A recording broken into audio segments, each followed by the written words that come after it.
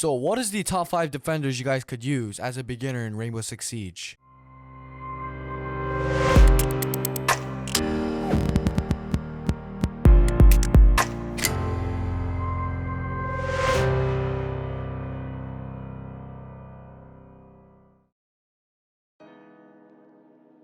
Yo, what is up YouTube? Day 1 here. In today's video, I'll be giving my top 5 defender choices you guys could use to start off in Rainbow Six Siege.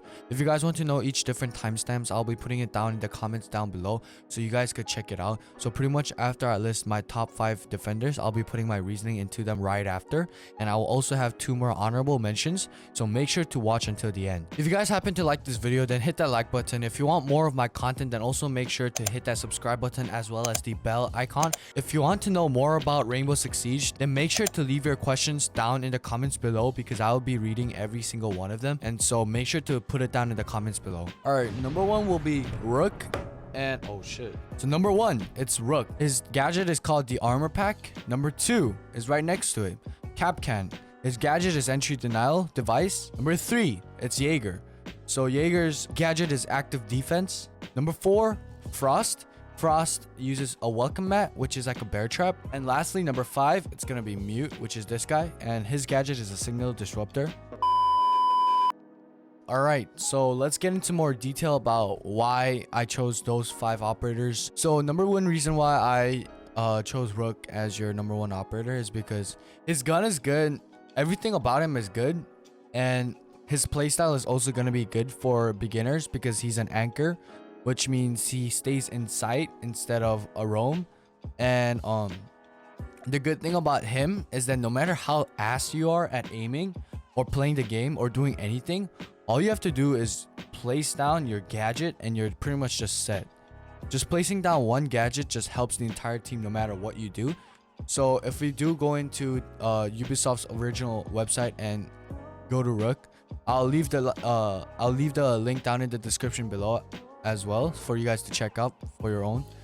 And so if you go here and look at his Rook armor, so what the Rook armor does is it ensures that you'll also get downed before dying unless it's a headshot, because this game favors headshot a lot. And so if you get grenaded, if you get cooked by like Blackbeard, if you get cooked by like Buck, Sledge, Dokkaebi, and all those operators with the grenades or claymores, you'll just be down instead of getting killed instantly. And one thing you guys have to make sure is that you guys have to make sure that everyone eats the Rook armor, because if you don't, then the attackers might just steal one. Like, I doubt that's gonna really happen, but I've seen some cases where it actually did happen. So just make sure to either destroy the armor or make sure everyone gets them. So Rook's loadout, as you guys can see, is an MP5, and you can put on the ACOG pretty much all 4 sites, which is why I also recommend using Rook, because Rook is an anchor operator, so you don't have to roam, you don't have to have a lot of map knowledge. All you have to do is stay in sight and just hold sight, like just look at doors and stuff, or you guys could look at a mirror wall. And pretty much that's why I like Rook as a beginner operator. And also his submachine gun MP5 also has an ACOG, so it's gonna be easier for you guys to see enemies when you first start the game. And he also has a P90, and I used to use the P90. I wouldn't suggest it for beginner players, but once you start getting advanced, I mean, the P90 is, in my opinion, much better than the MP5 at like close range or like smaller maps. But if you do want to spawn peek, I mean, the P90, if you can hit the head, then go with the P90. But if you guys have trouble recoil management, then just stick with the MP5.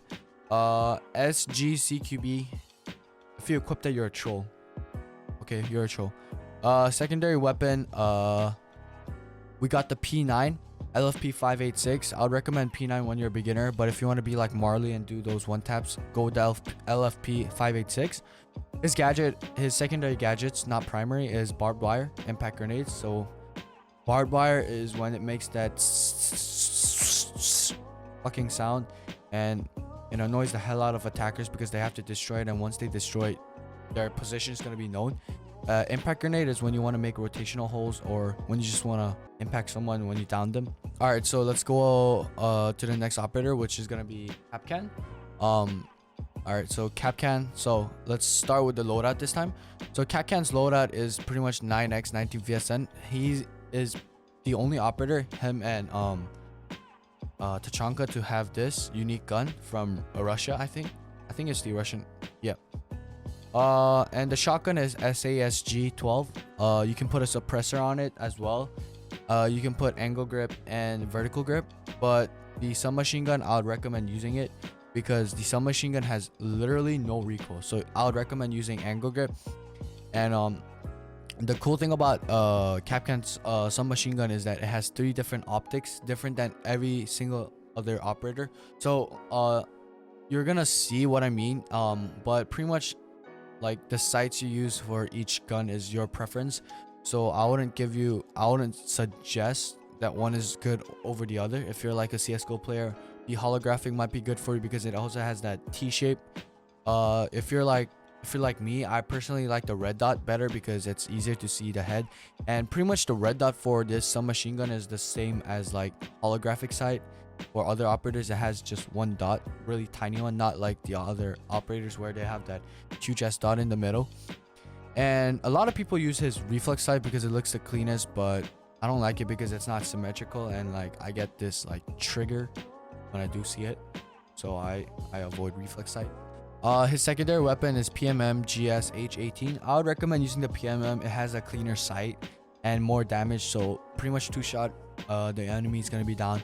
GSH 18 I wouldn't really recommend because it has a really weird iron sight gun shape, so stick with the PMM. For the gadget, nitrocell, so impact grenade, I explained what it was. Nitrocell is pretty much a C4, so you just toss it, and when an enemy is around like a meter away, they're pretty much fucked. But if you're starting out, I'd definitely pick the impact grenades, especially because you probably have to take the role on making the rotational hole at least, so that other operators can like utilize their other gadgets such as the nitrocell. So if you do start off, just use the impact grenades. And let's talk about his ability, because his ability is also one of the reasons why I recommend using him as a beginner. So what his ability does, okay, it doesn't explain here, so let's go to another website, is that his ability is called the entry denial trap. So what it does is it pretty much, it's like a tripwire. So okay, so right here, Kapkan has up to 5 entry denial devices that can be anchored on any barricade, doorway, and window frame. So anything that has that little barricade that you can barricade, so pretty much the wooden X, anything that you guys could do that on, you could probably put a Kapkan on. And if you do put a Kapkan on, depending on what speed it does, so 3 speed is probably, they're probably gonna get I think 51 damage on. If you're a 2 speed, I think around 48. It varies, but like most of the time you just have to know that it pretty much halves their health. So no matter how bad you are at the game, chances are you might not be last because you're still gonna get an assist for it. And Kapkan traps just pretty much, even if the opponents know where you are, it also gives like a gunshot so that it gives off the enemy's location. And as you guys can hear, as you guys can see, you guys could also plant this in crouching or head height, like standing height. If you put it at head height, then people can just crouch through it and they could probably see it much better. I'd recommend doing lowest, like prone height. There's actually 3 heights you can do it: standing height, crouching height, and prone height. Just put it at the way bottom, so just angle it, your view down, and then you're probably gonna put the Kapkan on the bottomest. The lowest placement on doors vary between doorways, although it's usually between shin height down to the ankle. All right, so for the next operator, for the defense side, I would recommend using Frost. So the next operator I would recommend you guys use is Jager. And Jager had a huge nerf for his 416 carbine. So now instead of it being like sometimes a 2-shot or guaranteed 3-shot, now it's more of guaranteed 3-shot, so you don't have that chance of having a 2-shot. But other than that, this gun is still OP because I mean it still kills enemies easily, because 3-shot is still good. It's pretty much, if nobody steps on a trap, then this gun is the same as before. His shotgun is good, but I wouldn't recommend using the shotgun because of how good his AR is. And secondary weapon, you only have one choice, the P12. It's a solid pistol. And for his gadget, I would recommend using barbed wire again. because bulletproof camera kind of gets useless unless you're like in a 90-degree angle type like situation where you want to see one side. When you're holding like two hallways, like that's when you want to use bulletproof camera. But I mean, you could also roam with Jager, but I would recommend just holding sight with Jager in the beginning, and then you could slowly start like heading out to the door and stuff. But one good thing about his ability, again, so if you guys see the pattern of all these good beginner operators, is that they have all ability, their primary gadget is all useful no matter what the situation is, and no matter how good your gun skills are, it's always gonna be useful. Because what Jager's gadget does is it blocks grenades, pretty much any projectile that will explode. So like grenades, flashbangs, smoke bombs, even Ash's ability. And pretty much that's why Jager's so strong, because if you put one Jager system behind like a Mira or like an Echo or a Tachanka, then they pretty much just become a god, because you cannot kill them with a grenade, and they can't just smoke rush plant because Jager's gadget's gonna be there. And you can have 3 of Jager's gadget, so I would recommend putting it behind primary things like behind a mirror wall, or next to a window where a lot of people come in, or like a staircase where a lot of people want to rush and plant. So that's pretty much Jager. Not a lot of thing to him except for his gadget is very, very powerful, and his gun is very, very powerful. So next operator is gonna be Frost. All right, so Frost is another operator with a trap. So a lot of trap operators are probably gonna be in the top 5 best beginner operator list, because trap operators are just good no matter what. So let's look at our loadout. Super 90 used to be OP, but now it got nerfed. But I mean, if you're really, really bad at aiming with the 9mmC, I guess you could go with a shotgun.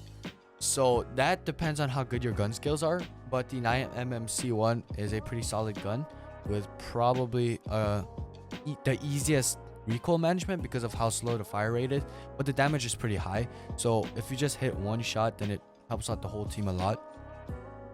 You only have one choice of pistol. The pistol is really good too. Gadget, as I said, barbed wire. And her unique ability is called the welcome mat. And what the welcome mat does is when somebody steps on it, it's guaranteed a down.